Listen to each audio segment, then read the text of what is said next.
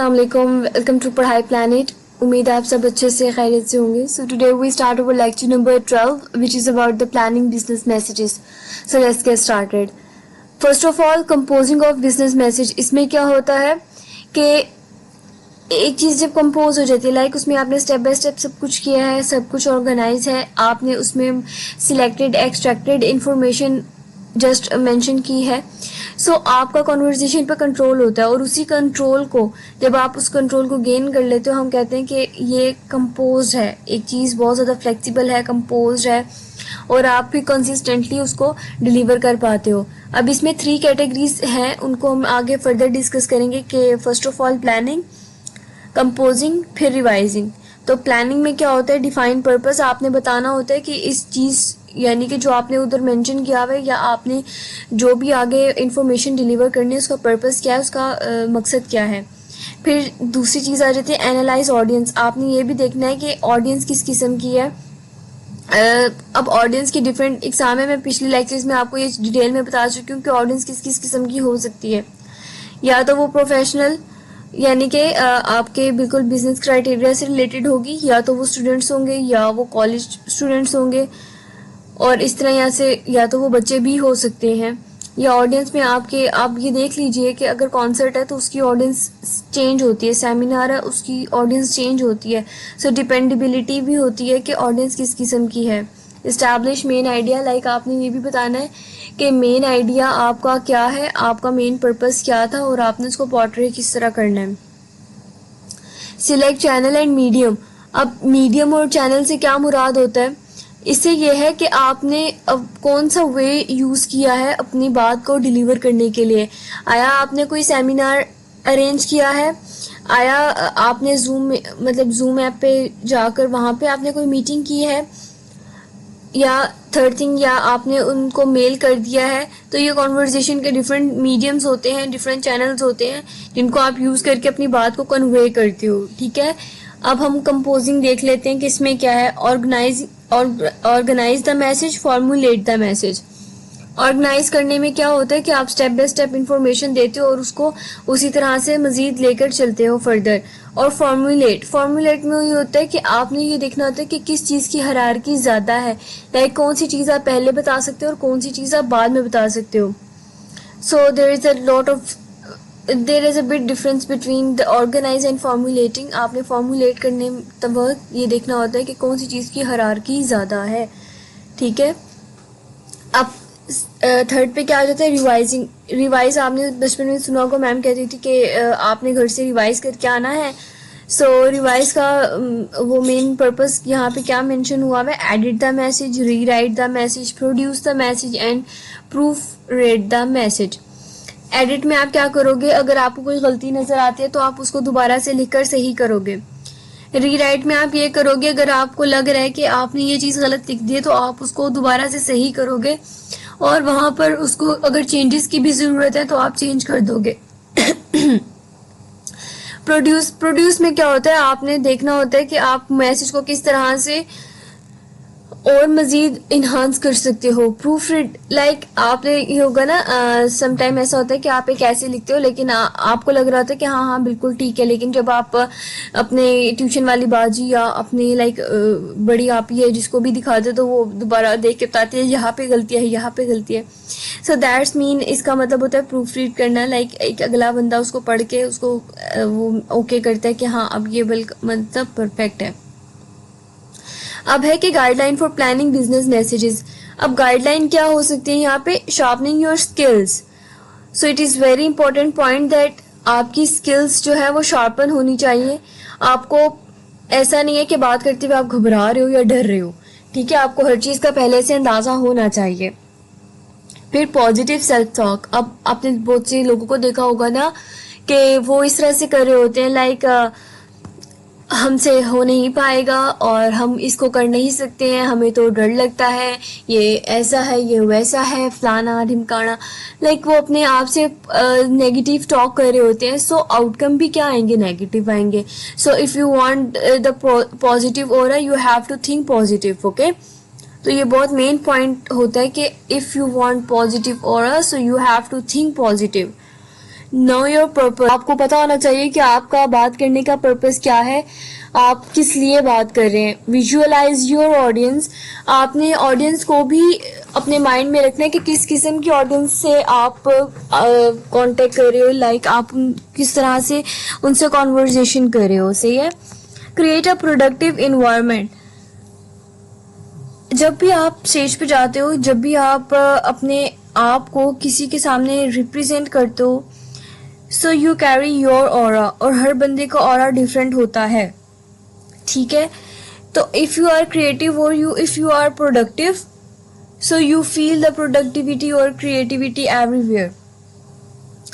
तो इस तरह से ये भी बहुत ज़्यादा आपने देखा होगा, जब भी कोई इवेंट प्लान होते हैं तो उसमें एक थीम को कैरी किया जाता है, एक थीम को फॉलो किया जाता है कि नॉर्मली गर्ल्स तो ज़्यादा अच्छे से समझ जाएंगी कि ड्रेस कोड्स होते हैं. अब जैसे किसी की मेहंदी होती है तो हम सारे कज़न्स और सारे जो भी हैं ना, हमारी गैदरिंग डिसाइड करती है कि हमने जी ये पहनना है, हमने इस तरह का कैरी करना है और यही थीम होनी चाहिए हमारी. और लड़कों में भी अक्सर इस तरह से होता है कि वो थीम कैरी करते हैं कि यही हमारा ना होना चाहिए. तो ये भी चीज़ बहुत ज़्यादा मैटर करती है. उसके बाद क्या है, मेक एन आउटलाइन. अब यहाँ से थोड़ा सा आपको लग रहा होगा कि ये थोड़ा सा कटा हुआ है, लेकिन समझ ज़रूर आ जाएगी, हम इसको समझ लेंगे, हम बहुत ज़्यादा लेजेंड हैं. सो मेक एन आउटलाइन, आपने जैसे आपने देखा होगा कि हमें ऐसे लिखते थे या कुछ भी लिखते थे तो वो हम वहाँ पे हेडिंग्स दे देते थे कि ये जो नीचे फर्दर डिटेल्स हैं वो किससे रिलेटेड हैं. तो इस तरह से. फिर उसके बाद है जस्ट स्टार्ट, बस शुरू हो जाओ. Right the middle first. अब वो यहाँ पे ये क्यों कह रहे हैं कि जो मिडल है उसको फर्स्ट में रखना, क्योंकि मिडल में जो है ना, आप मेन आइडिया को शो कर रहे होते हो. सो दैट्स वाई इन्होंने यहाँ पे ऐसे मेंशन किया हुआ है. पुश ऑब्स्टेकल असाइड, लाइक आपके जो भी काम में हिंड्रेंस आ रही है, if it is your fair और if it is anything else, you don't have to bother anything, just you have to go ahead. Like अगर आप स्टार्ट हो गए हो तो फिर उसके बाद आगे फर्दर स्टार्ट हो जाओ. Okay, now we discuss the defining your purpose.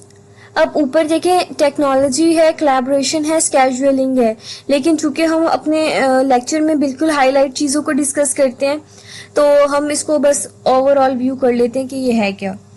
Technology affect the composing purpose. Technology आपकी अपनी बनाई गई होती है. लाइक आपने अपने मैसेज को या अपने जो भी आपने स्पीच है उसको किस तरह से कन्वे करना है, कौन से स्टाइल में या कौन से तरीके से, तो इसको हम कहते हैं टेक्नोलॉजी. अब collaboration, in many organization the final piece of writing is a team effort. Okay, collab करने से मुराद ये होता है कि नो मैटर पहला वाला जो है वो किसी एक शख्स ने लिखा था, लेकिन जो लास्ट पार्ट होते हैं वो टीम कोलैब करके करती है. लाइक डिफरेंट टीम मेंबर्स से सजेशंस लिए जाते हैं कि आया कि हमारे पास ये ऑप्शन है, तो हम किस ऑप्शन को ज़्यादा प्रायोरिटी दें. तो फिर ये एक टीम डिसीजन होता है कि हाँ इस तरह से हो जाना चाहिए. तो इसको हम कहते हैं कोलैब करना, लाइक जिसमें हम टीम की शमूलियत ले लें तो वो कोलैब होता है. स्केड्यूलिंग मतलब पढ़ने से समझ आ रहा है कि आपने टाइम को मैनेज करना है. ऐसा नहीं है कि ओवर एक्सप्लेनिंग में गए हो और फिर उसके बाद तोड़ जा रहे हो, फिर पता ही नहीं चल रहा ख़त्म कब होंगे. तो स्केड्यूल करना है हर चीज़ को, और जो आप एक दफ़ा स्केड्यूल कर दो उसके साथ स्टिक भी रहना है, कायम और दायम भी रहना है. ऐसा नहीं है पहले कहो कि इतने से इतने टाइम तक बात करूंगा, वहां जाते साथ ही पता नहीं क्या हो गया जनाब, शुरू हो गया और फिर टाइम निकल गया और पता ही नहीं चल रहा. यहाँ पर क्या आ जाता है, डिफाइन योर पर्पस. तो इसमें यह है कि आपने डिसाइड करना है कि आपने अपनी कॉन्वर्जेशन को प्रोसीड कैसे करना है और अपनी ऑडियंस को रिस्पॉन्ड कैसे करना है. अब बहुत से केसेस होते हैं लाइक ऑडियंस बहुत ज़्यादा एंथुसियास्टिक होती है, सामने जो कॉन्वर्जेशन और स्पीच डिलीवर करने के लिए होता है वो बहुत थका हुआ होता है. समटाइम जो कॉन्वर्जेशन गो ऑन करने वाला होता है या जो स्पीच अपनी डिलीवर कर रहा होता है वो बहुत ज़्यादा एंथुसियास्टिक होता है, वो ऑडियंस बहुत थकी हुई होती है. तो ये भी बहुत चीज़ें ना मैटर करती हैं. ऑडियंस जैसी मर्जी है, आपने अपने आप को एंथुसियास्टिक रखना है, आपने अपने आप की जो अपनी खुद की जो अप्रोच है उसको बहुत ज़्यादा वो वेल डिफाइंड रखना है. और इसके बाद यहाँ पे सारे वो पॉइंट्स कवर हो रहे हैं जो मैंने आपको स्टार्टिंग में डिफाइनिंग योर पर्पस के बारे में बताए थे, जिसमें था लाइक आपने डिफाइन योर पर्पस में था कि आपने बताना है कि आपका गोल क्या है, उसके अलावा आपका चैनल और मीडियम कौन सा है, आपने अपनी कॉन्वर्सेशन को प्रोलॉन्ग कैसे करना है, तो ये सारी चीज़ें, ठीक है। और ये नीचे भी उन्होंने ना सारी वही चीज़ें बताई हैं जो ऊपर आपको मैं बता चुकी हूँ। तो हमारा मेन कॉन्सेप्ट या मेन मकसद हमारा ये होता है कि हम किस तरह से अपने कॉन्वर्सेशन को या हम अपने लेक्चर को इन शॉर्ट समझ सकते हैं, ठीक है। तो अब आगे नेक्स्ट चीज़ ये आ जाती है, पता नहीं इसके माउस के साथ क्या प्रॉब्लम हो रहा है, सम टाइम बहुत ज़्यादा ऊपर और सम टाइम बहुत ज़्यादा नीचे हो रहा है, सो बेयर विद इट। लो जी, अब ये ऑटो हुआ है और मुझे ख़ुद को समझ नहीं आ रहा कि ये क्यों इस तरह से है, लेकिन वेट फॉर अ बिट।